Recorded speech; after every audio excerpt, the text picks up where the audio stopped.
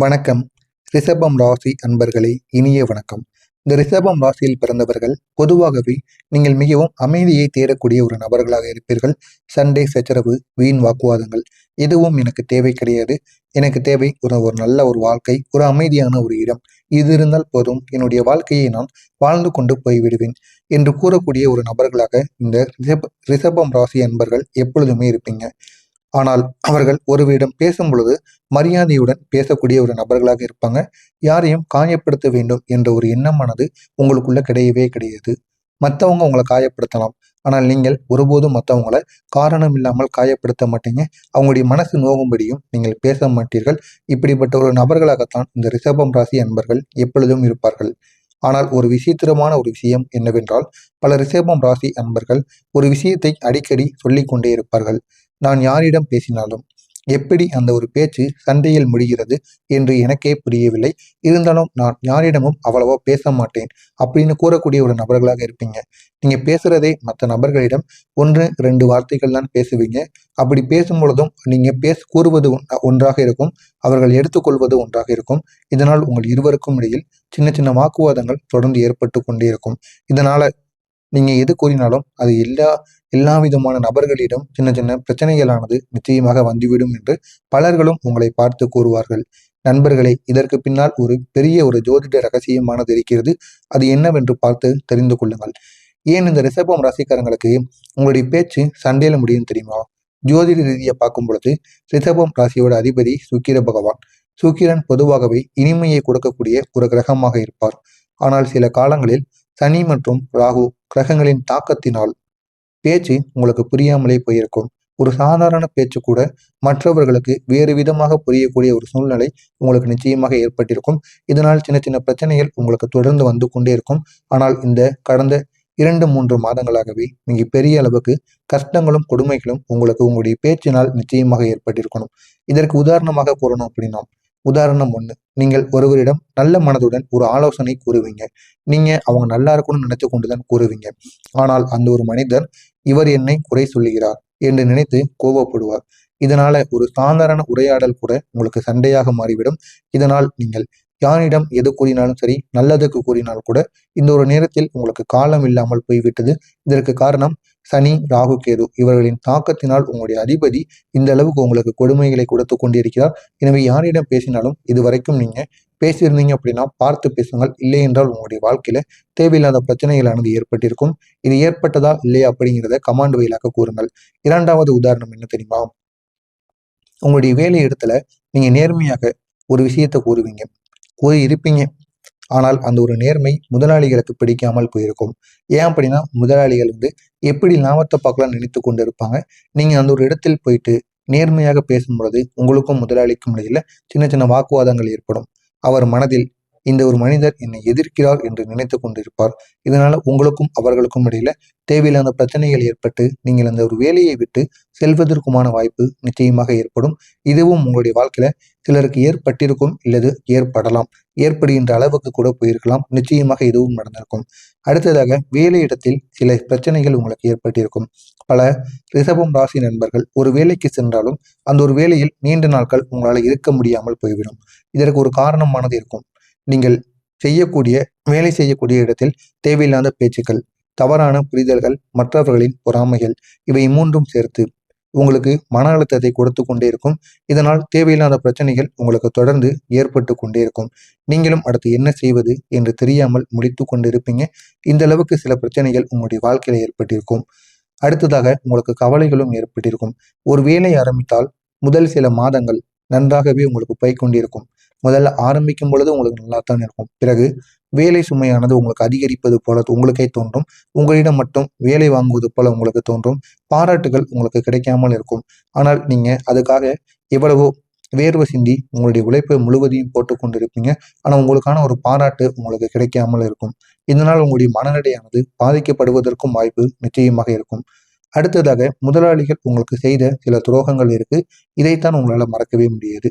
இந்த ரிஷபம் ராசி ஆண்கள், பெண்கள் என அனைவரின் வாழ்க்கையிலும் உங்களுடைய வாழ்க்கையில ஒரு முக்கியமான ஒரு அனுபவமாகவே இது நிச்சயமாக இருக்கும். ஒரு முதலாளி உங்களை மிகவும் நம்பிக்கை அளித்து வைத்துக் கொண்டிருப்பார். அவர் உங்களுடனே அவர் அவர் கூடவே வச்சிருப்பார். எங்க சென்றாலும் கூட்டு போறது, எந்த வேலைனாலும் உங்கள்கிட்ட கொடுக்கறது, அனைவரையும் விடவும் உங்களுக்கு பணத்தை அதிகமாக தூக்கி கொடுப்பது, உங்கள் மீது மட்டும் பாசத்தை காட்டுவது என எல்லா விதமான செயல்களையும் உங்களுக்கு செய்து கொண்டு இருப்பார். ஆனா நீங்க இந்த ஒரு நேரத்துல அவருக்காண்டி உண்மையா இருக்கணும், விசுவாசமா இருக்கணும். நீங்க நினைத்து கொண்டு வேலை பார்த்து கொண்டு இருப்பீங்க. நீங்கள் நீங்கள் தான் எனக்கு எல்லாமே மனிதர் என்று கூட சொல்லியிருப்பார். உன்னை மட்டும் எனக்கு யாருமே கிடையாது, நம்பிக்கையான மனுஷன் அப்படின்னு கூட அவர் உங்களுக்கு நிச்சயமாக சொல்லியிருப்பார். அந்த வார்த்தைகளை நம்பி நீங்கள் முழு மனதுடன் அவருக்காண்டி உங்களுடைய உயிரை கொடுக்குற அளவுக்கு உங்களுடைய உழைப்பை நீங்க போட்டு கொண்டிருப்பீங்க. ஆனால் இந்த ஒரு நேரத்திலெல்லாம் ஒரு பெரிய ஒரு ட்விஸ்டானது இருக்கும். அந்த ஒரு முதலாளி ஒரு வகையான பாசக்கயிறை போட்டு உங்கள் மீது வச்சிருப்பார். அதாவது உங்களை பாராட்டுவது போல பாராட்டுவது, உங்களை நம்பிக்கைக்கு அளிப்பது போல அளிப்பது, உங்களிடம் மட்டும் வேலை கொடுப்பது. எதனால் நீங்கள் அவரை கண்மூடித்தனமாக நம்பியிருப்பீங்க. ஆனால் அந்த ஒரு கண்மூடித்தனம் இந்த ஒரு நேரத்தில் ஒரு பெரிய ஒரு பிரச்சனையவே உங்களுக்கு ஏற்படுத்தியிருக்கும். ஆனால் ஒரு காலகட்டத்தில் அதே முதலாளி திடீரென்று மாறியிருப்பார். ஒரு நாள் ஒரு சிறிய காரணம் கூறி உங்களை வேலையிலிருந்து விலக்கியிருப்பார். ஏன் அப்படின்னா உங்களுடைய தேவையானது முடிந்து விட்டது. அந்த ஒரு நேரத்தில் உங்களுக்கு மிகவும் பெரிய ஒரு அதிர்ச்சியானது ஏற்படும். இது நிச்சயம் உங்களுக்கு ஏற்படலாம், இல்லைன்னா ஏற்பட்டிருக்கும். ஏற்பட்டிருந்தா கமாண்ட் வாயிலாக கூறுங்கள், நானும் பார்த்து தெரிந்து கொள்கிறேன். இது ஏன் தெரியுமா ஏற்பட்டது? இதற்கு காரணம் கிரகங்களின் அமைப்பு. சில காலங்களில் சனி மற்றும் ராகு இணைந்து செயல்படும் போது நம்பிய மனிதர்களால் ஏமாற்றமானது ஏற்படும். இந்த ஒரு அனுபவம் உங்களை மிகவும் மன உளைச்சலுக்கு ஆளாக்கப்படும். இதுதான் உங்களுடைய வாழ்க்கையிலும் ஏற்பட்டிருக்கும். நான் கூறியது சரியா தவறா என்பதை கமாண்ட் வாயிலாக கூறுங்கள். ஆனால் இனிமேல் உங்களுடைய வாழ்க்கையில நடக்கப் போவது நீங்கள் நினைத்து பார்க்க முடியாத அளவுக்கு உங்களுக்கு நன்மைகளை ஏற்படுத்துவதாக நிச்சயமாக இருக்கும். இந்த ஒரு நாளுக்கு பிறகு ரிஷபம் ராசி வாழ்க்கையில மெல்ல மெல்ல மாற்றங்களானது வர ஆரம்பிக்கும். இதற்கு காரணம் சுக்கிரன் மற்றும் குரு கிரகங்களின் நிலைமாற்றமாக மட்டுமே இருக்கும். இந்த 2 கிரகங்கள் உங்களுக்கு நல்ல ஒரு பலன்களை தர ஆரம்பிக்கும். இது உங்களுடைய வாழ்க்கையையும் உயர்த்தும். அந்த அளவுக்கு நன்மைகள் உங்களுக்கு நிச்சயமாக நடக்கும். புதிய வாய்ப்புகள் உங்களை தேடி வரும். புதிய வேலை வாய்ப்புகள், புதிய தொடர்புகள், புதிய நண்பர்கள் இவை உங்களுடைய வாழ்க்கையில வருவதற்கான வாய்ப்பு நிச்சயமாக இருக்கும். எதிர்பாராத பலன்கள் உங்களை தேடி வரும். சில விஷயங்கள் நீங்கள் எதிர்பார்க்காமலே உங்களுக்கு நிச்சயமாக நடக்கும். உதாரணமாக கூறணும் அப்படின்னா, ஒரு காலமாக நீங்கள் முயற்சி செய்த வேலை திடீரென்று உங்களுக்கு கிடைத்துவிடும். ஆனால் நீங்களே எதிர்பார்த்திருக்க மாட்டீங்க. அந்த அளவுக்கு நீங்கள் எதிர்பார்க்காத ஒரு வேலையானது திடீர்னு உங்களுக்கு கிடைக்கும். இதனை நினைத்து நீங்கள் அதிர்ச்சியில் என்ன செய்வது என்று தெரியாமல் முழித்துக் கொண்டிருப்பீங்க. அல்லது பழைய நண்பர் உங்களுக்கு உதவி செய்ய முன் வருவார். உங்களுடைய நிலைமையை பார்த்து இந்த ஒரு நேரத்தில் உங்களுக்கு உயிருக்கு உயிராக அதுவும் பழகிய பழைய நண்பர் ஒருவர் உங்களை தேடி வந்து அவரை முன்கூட்டியே உங்களுக்கு உதவி செய்வார். இதுவும் உங்களுக்கு பெரிய அளவில் ஒரு நன்மையை செய்தது போல இருக்கும். அடுத்ததாக பாராட்டுக்கள் உங்களுடைய வாழ்க்கையில குவிய ஆரம்பிக்கும். முன்பு நீங்கள் செய்த வேலைக்கு யாரும் பாராட்டு அளித்திருக்க மாட்டாங்க.